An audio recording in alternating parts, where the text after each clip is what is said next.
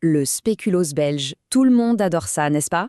Mais aujourd'hui, on va aller bien plus loin qu'une simple recette.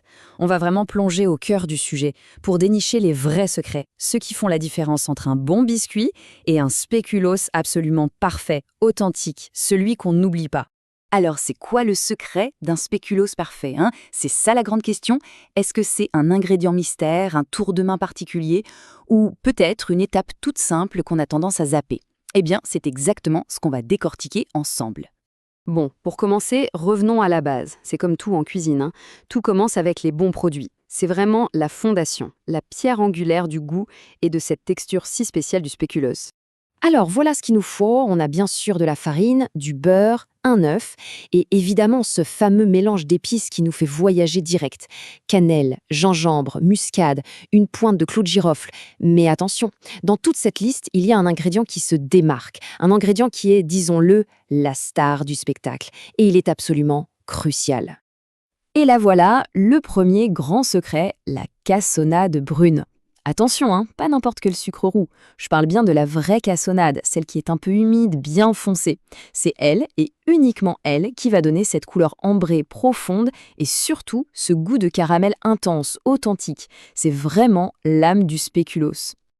Ok, on a nos ingrédients et surtout notre ingrédient star. Maintenant, on passe à la pratique, à la préparation. C'est là que tout se joue, et croyez-moi, chaque petit geste compte pour arriver au résultat parfait. Alors, première étape, on va crémer le beurre bien mou avec notre fameuse cassonade.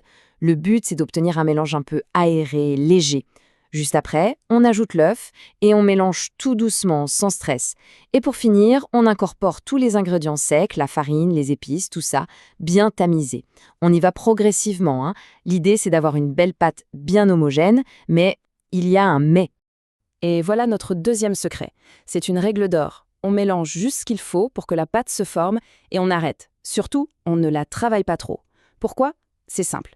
Si on pétrit trop, on développe le gluten de la farine et au final, on aura des biscuits durs, presque cassants. Alors que ce qu'on veut, c'est ce croustillant délicat qui fond dans la bouche. Bon, récapitulons. On a les bons ingrédients, on a la bonne technique pour mélanger, on pourrait croire qu'on est presque au bout, non? Eh bien non, il manque encore l'étape la plus importante. Vraiment, c'est le truc que tout le monde oublie ou zappe par manque de temps. Et pourtant, c'est ça qui change absolument tout. 1 heure. Voilà, c'est le minimum. Je dis bien le minimum. Ce temps de repos au frigo, ce n'est pas juste pour faire joli dans la recette. C'est le secret des secrets du vrai spéculoos. C'est pendant ce temps que la pâte se transforme, tranquillement, dans le froid. Et la différence, franchement, elle est spectaculaire. Sans repos, on a une saveur sympa, mais sans plus. Une texture un peu friable, c'est correct. Mais avec le repos, ah là, c'est autre chose. Les arômes ont le temps de fusionner. Les épices, le caramel de la cassonade, tout ça s'intensifie, ça devient beaucoup plus profond. La pâte s'hydrate aussi comme il faut, et c'est ça qui va nous donner ce croquant parfait à la cuisson. C'est le jour et la nuit. Voilà, notre pâte a bien reposé, elle est chargée d'arômes. On est prêt pour la dernière ligne droite, l'étape qui va révéler tout ce travail, la cuisson. C'est le moment de ne pas se rater. Ici, il faut être un peu précis.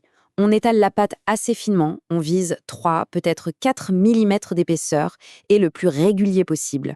Le four, on le préchauffe à 170 degrés, c'est la bonne température, et on enfourne pour 12 à 15 minutes. Ce qu'on veut, c'est obtenir cette sublime couleur caramel doré. C'est vraiment un équilibre à trouver. Ah, et un dernier conseil super important, une petite astuce de pro. Quand les biscuits sortent du four, ils vont être encore un peu mous au centre. C'est tout à fait normal. La pire erreur serait de les laisser cuire plus longtemps. Non, on les sort et on les laisse refroidir sur une grille. C'est en refroidissant qu'ils vont durcir et devenir parfaitement croquants.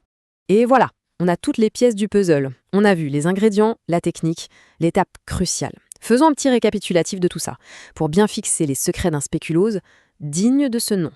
Alors, les 4 commandements du spéculoos parfait, c'est quoi? 1. Utiliser de la cassonade brune foncée. C'est la base du goût. 2. Ne pas trop travailler la pâte. On mélange et c'est tout, pour le croustillant. 3. Le repos au frigo. Minimum 1 heure. C'est non négociable pour les arômes. Et 4. Surveiller la cuisson comme le lait sur le feu, pour ne pas qu'il soit trop foncé. C'est aussi simple que ça. Et juste avant de se quitter, une petite astuce pour les perfectionnistes, ceux qui veulent vraiment atteindre le niveau supérieur.